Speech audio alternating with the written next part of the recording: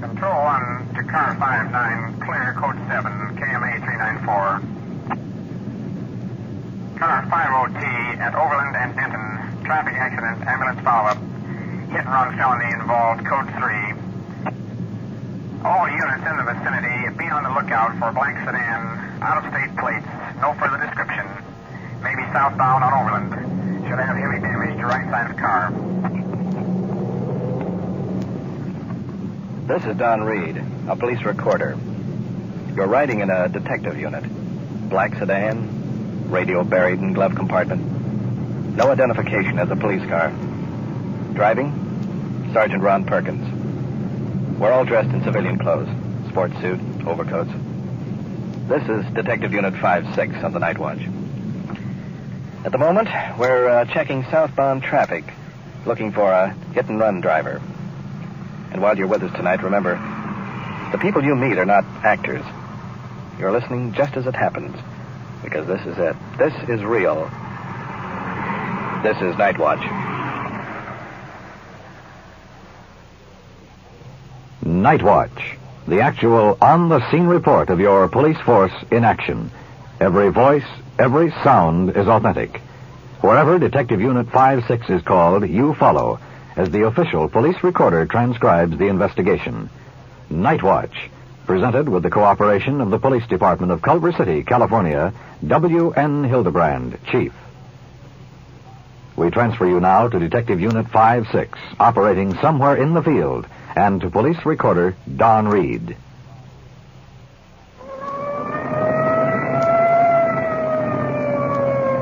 We've checked out the southbound traffic looking for this hit-and-run suspect. So far, no luck.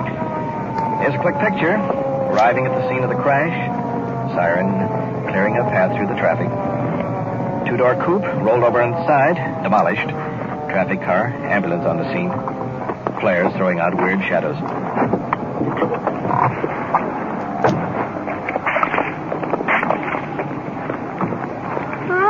Strong smell of gasoline in the air. Man lying across the seat, bleeding profusely. Ambulance attendants administering first aid. Woman standing next to car, police blanket around her. Eyes glazed. Obvious shock condition. Are you all right? Calling through the broken glass. Don't move. Are you all right? All right. Are you all right? You're not hurt, are you? Look at our car. You want to tell me what happened? I don't know what happened. I'll tell you the truth. Look at our car. Sit in the car a minute. Let me go. No, we were just driving along and he hit our car. Did you see what kind of car he had? And I didn't see nothing. It was so quick. Everything will be all right. They'll have you down at the hospital in a little while. Your husband's okay. He's hurt. Okay. He's hurt. Come here, honey. What's the matter, honey? Are you all right? We're going to the hospital, baby. What's they doing to me, honey? Look at our car, baby. Oh, look at it. The guy hit her. Husband placed on stretcher. Staring at wreckage of car. Here, you can get on the phone. Moving him into the ambulance. Up here. Look at our car. Wife up front. Get in there, quick. Where is it?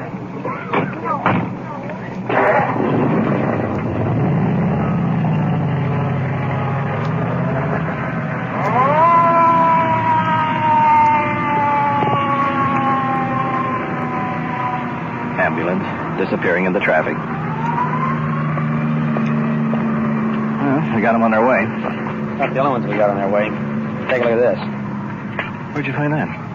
Jamming the grill work of the car over there. Well, what do you know? An out-of-state license plate. Let's get this on the air. And that guy took off after clobbering that car. He figured he had it made. Except for one thing. Left his calling card.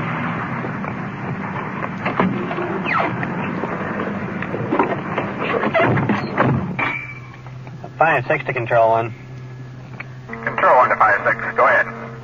5-6, we have additional information on the hit-and-run felony at Overland and Denton. The suspect's license plate was dropped at the scene. We advise all of the...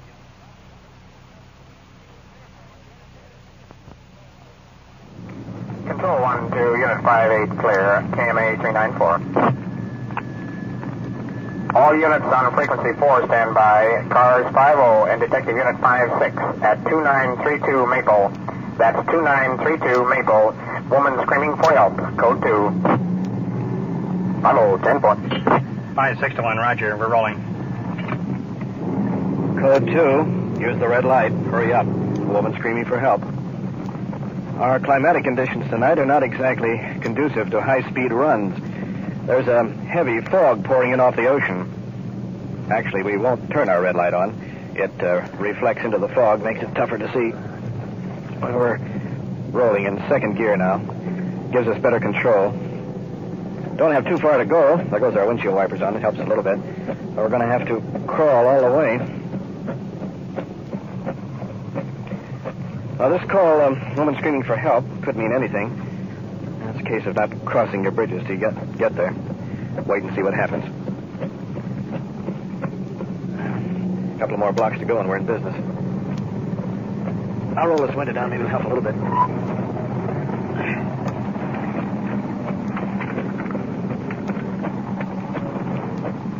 Can you see that sign over there? Wait a minute. I can't even make it out. Up a little more. Yeah, this is it. This Maple. Well, at least we've found the street. That narrows it down. It's so foggy in here, you can't even see the houses. And here comes the black and white car from the other direction.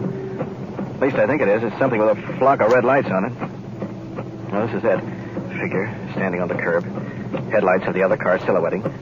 Now our headlights. Woman caught in the crossbeams, waving. Uniformed officers, Blumenstein and Walter, hustling over with us. Woman, tiny, short-sleeved dress, trembling, tears, hair wet and stringy. Excuse me. My husband and my mother-in-law have been drinking quite a bit. I only had one small cocktail. They've been drinking for hours now. My husband and my mother-in-law. And my mother-in-law wants to take my little girl away. Please don't let her. She wants to take your little girl away? Please don't let her. Mm-hmm. Would you like to tell us the whole story from the beginning so that we can... My husband said he was going to kill me. I only weigh 98 pounds, and he's a great big bully. All He's right. not going to beat me up anymore. He's not going to beat you. Is your husband here? Husband coming out of house. Very tall. Wife. Arms around officer. Hiding. Your wife's complaining. A little trouble in the house. You've been drinking quite a bit. It's not true. She's a little bit nervous. She's under the doctor's care for a mental breakdown, and she imagines things are not true, and I control her. Mm-hmm. Well, now about her story about your mother take your child with her or something. She how usually about keeps that? her because she isn't able to keep the child herself.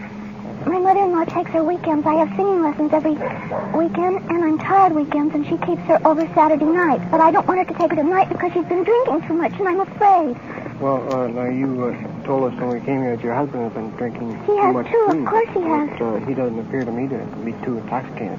He must hold his liquor very well, then. He's certainly been drinking. You threatened to kill me, and I had to run next door. I was afraid you threatened to kill me. I did not. You did, too. You took all my money and leave me, you said. I did not. You did, too. I got a witness to it. I did not say I was leaving you. Cross my heart and hope to die. You're so confused. I did not say I What was kind of leaving trouble you. are you under the care of a doctor for? Just because a person goes to see a psychiatrist for 5 months. As soon as I started taking singing lessons, I snapped out of it. You know that. I needed an interest in life besides just housework. Anyway, I take singing lessons, and I'm going to be a singer. I have a voice. I'm going to be a singer, and maybe he's jealous.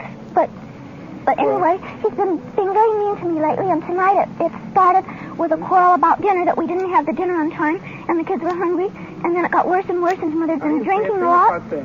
I said, your mother did. Your mother said we didn't have dinner on time. So then he said, so then I said, next time, why don't you take us out to Chinatown for dinner, and then there won't be a quarrel about the dinner. And then your mother said, call a taxi. I'm leaving. I've been insulted. And so then you said, no, I won't call a taxi. So I said, if your mother feels that she's been insulted, by all means, call a taxi. Because I said I meant no insult. And I said, if you don't like the way I'm acting, I said, you don't have to stay with me if you're going to criticize me, you don't have to stay with me. How much has she had to drink tonight? One. She had, One small one. oh, you did have one. One small one, I She admit is it. intoxicated. She's just confused. No, I'm not intoxicated. Well, You can't get intoxicated on one small one. Maybe we go inside and talk to your mother-in-law. If you wish to, but before you go in, I want to just tell you this. That I don't want her going up to your mother's when your mother's been drinking so much. That's the point I'm making. You only had 2 small drinks all evening. Darling, your mother has been drinking too much. Is it material to you whether your mother takes her or if the baby stays here?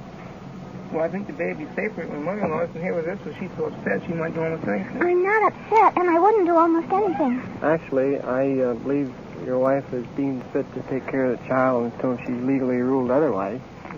Moving up on the porch. So I believe the child's placed... Middle-aged woman making an appearance. Hair up in curlers. Little girl bringing up the rear. Oh, I see. Oh, Mr. Policeman! How are you? You kids want to go back inside there? That's the little girl, huh? She's all right. Here, She's all honey. right. Wife ducking behind officers again. Mother-in-law, hands on hips, glaring. You think she's been drinking? I know she's been drinking. Well, she's the one that took the first drink, and to be sociable, I drank with her. How many, though? I only had one small I one. had 2, dear. I only had 2. I think you better have a psychiatrist examine Mrs. Gunter. I've already been to a psychiatrist for 5 months. You know that. I came home last night, and the child was making some noises about a cut her throat, and I took her out of the bathroom before she got a razor blade. That is a lie. That In is the bathroom, and I came home looking for a razor I blade. was not looking for a razor blade. You're That lying. is true. The child The told child, me the that. child itself will bear it out. I mean, That is a lie. That is not, officer. Okay, then let me just tell you this and see why there would be any Well, I'll reason tell for you me to what. cut my I'll tell you throat. what. We'll let your husband decide what to do. One other time, she ordered me out of this house when my son invited me here, and I brought some peaches for a child to eat. And she came to me and told me I was poisoning the child and for me to go home and never come back to her house. Now, that's the truth. Don't you dare deny that. Well, I mean, It would be better if you It never would came be to better my if I house. never saw you, my Why did you dear. bring her? I'll tell you. you invited her here and told me to bring her here, didn't you? You know you take your mother. Don't lie about this. I didn't lie about the psychiatrist. Almost every time you go up there, you take liquor to your mother. I won't see my child sacrificed. I've seen your mother so drunk she fell down. You're trying to sacrifice. Don't lie. Haven't Well, I seen your mother so I drunk she believe fell you down? exaggerated to us when we came up here. You said... No, I did not exaggerate to you. You had me believing that your mother-in-law was stumbling drunk. I've seen her stumbling drunk where she fell You want to down. step over here for a minute, sir? I have, and you were there.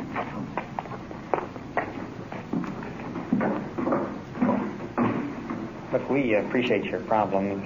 You know we can't take sides. Your mother seems to be the main source of agitation here, and I'd suggest you take her home. Also suggest that you try to get some more treatment for your wife. If we can help, here's my card. Okay, thank you.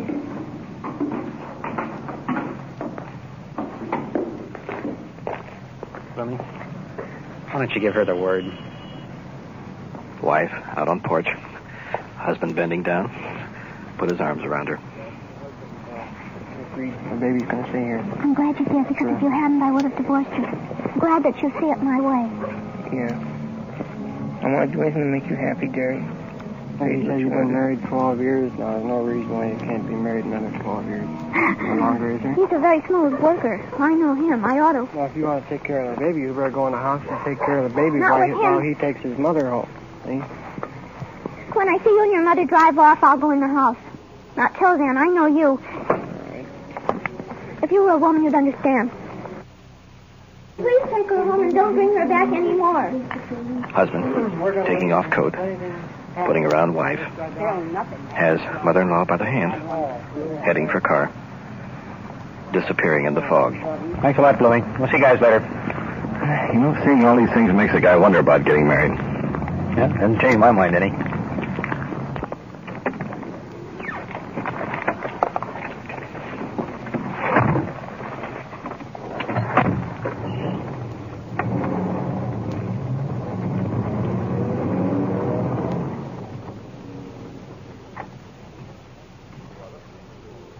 You are listening to Night Watch and following the activities of Detective Unit 5-6 on its tour of duty. Remember, the people and sounds you are hearing are real, and the investigations are recorded in the field as they actually occur. And now, back to Night Watch, as we return you to Detective Unit 5-6, somewhere in the field, and your official police recorder, Don Reed.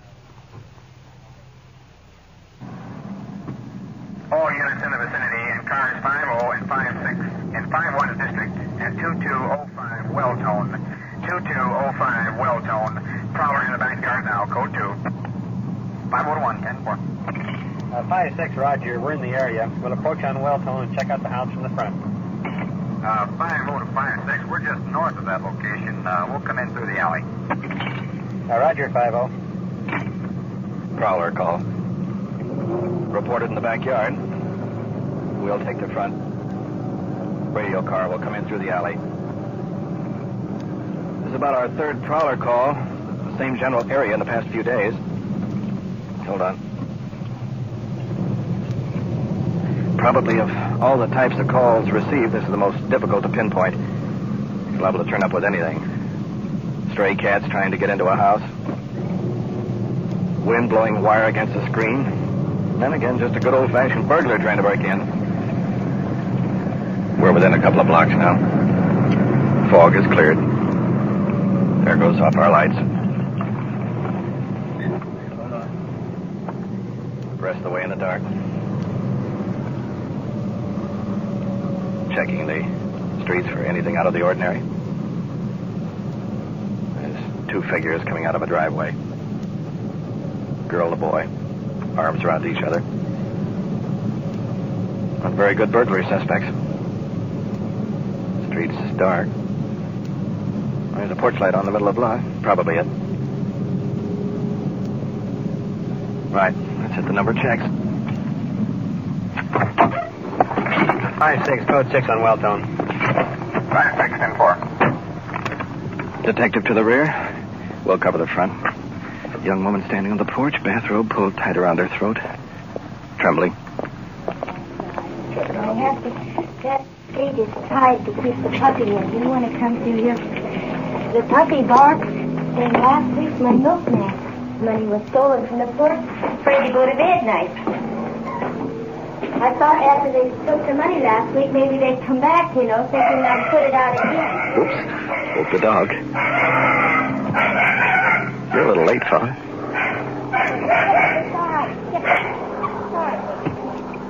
Flashlight signal from the back. Nothing out there. And I can hear footsteps. I know that it's not a cat or anything. Yeah.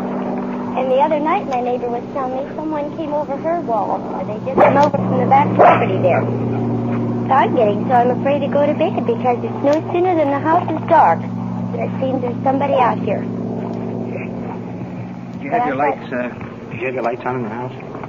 Well, I always hear it after I go to bed, and all the lights are off. And I thought, well, since they took my money last week, I put the milkman's money out, that possibly they'd come back thinking I'd put it out again. No. But my husband's been in the hospital for 14 months, and I'm just getting scared to go to bed at night. Well, I'll tell you what I would like to have you do in the future. First place, we'll leave word up at the desk so that the cars can give you good protection down here. But next time you hear anything, don't turn any lights on.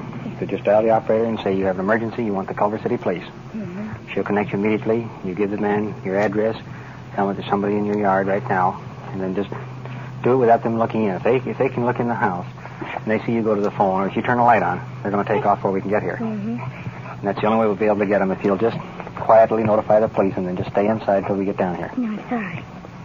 So if you'll do that, we'll have a chance to get them for you next time. Well, I hope so, because golly, Nick, I'm getting tired. My eyes are getting bugging out from staying up and reading. Well, come on, baby, you don't have to worry.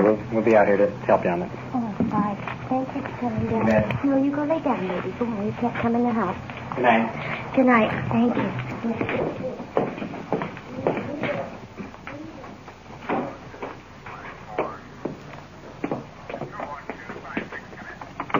Back to our radio unit. Control 1 calling us on the air. 5-6, code 1.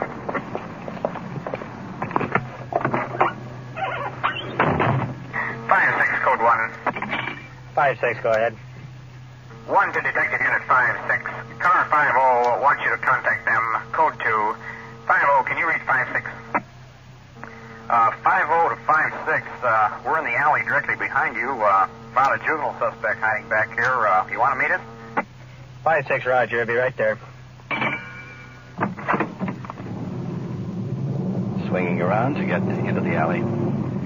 Radio car in the rear, holding a juvenile suspect, found hiding back there. Just a bit bumpy in here. Now, here's our main alley. Pitch dark. Radio car. Spotlight trained on uniformed officers. Young boy here in custody.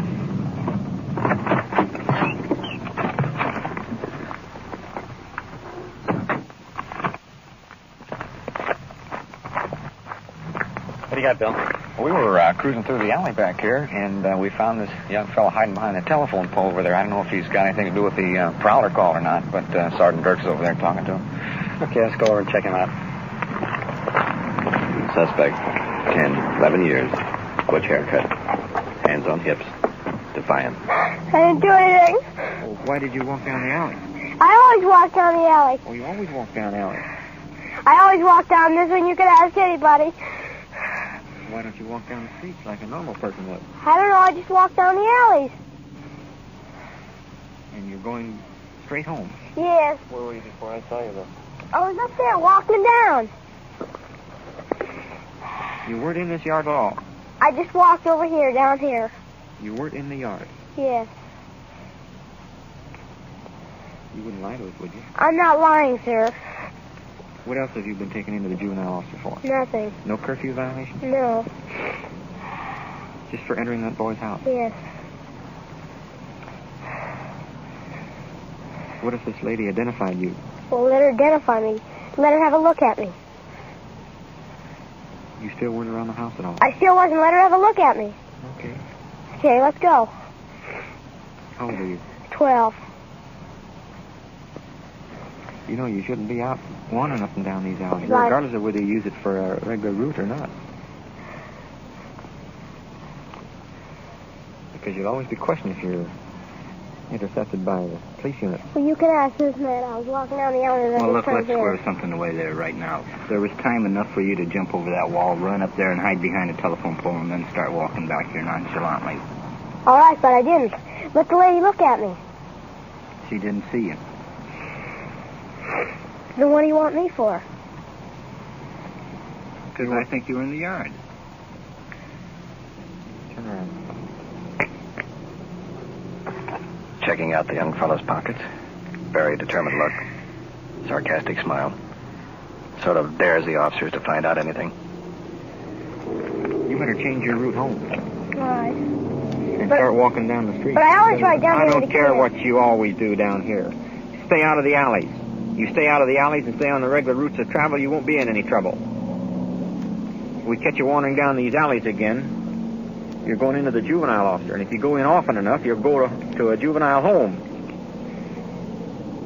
Now, understand that. You have no business walking down these back alleys or through backyards. Maybe or maybe not, you weren't in this yard. But you're in this area. It makes you a likely suspect. And if there's many more such incidents, you're going to be in trouble. Understand? Yes, sir. Bill, you want to see a minute? Yeah. He probably caused the prowler call. Won't be able to prove it. So I suggest if it's okay with you and Dirks that you call the juvenile car and let him take him home and talk to his parents. Okay, Perk, will do. We'll see you later.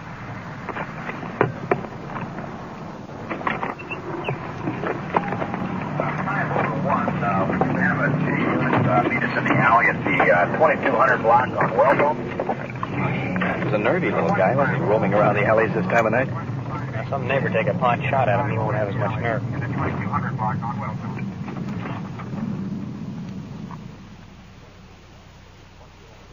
What you have just heard is real, recorded as it actually happened on the Night Watch.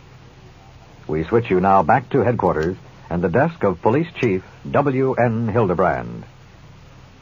The first investigation tonight involving the hit-and-run driver resulted in the suspect being taken into custody the following day, when the Detective Bureau traced the license plate dropped at the scene. The maximum penalty for hit-and-run is 1 to 5 years in the state prison. The second case of the disturbance revolving around a mother-in-law resulted in the recommendation that the wife have further psychiatric treatment for nervous disorder. The final interrogation of the young boy found loitering in an alley late at night was returned home by juvenile officers and his parents advised. In the overall pattern of police work, this case will be filed away with hundreds of others, But it is important in one respect. Every person, juvenile and adult alike, reaches a series of crossroads.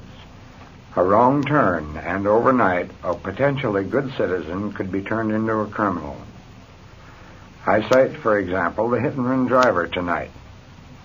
The case of the 12-year-old boy roaming alleys at 1 o'clock in the morning is a violation of curfew, an offense in itself, but a serious situation could have developed had it continued.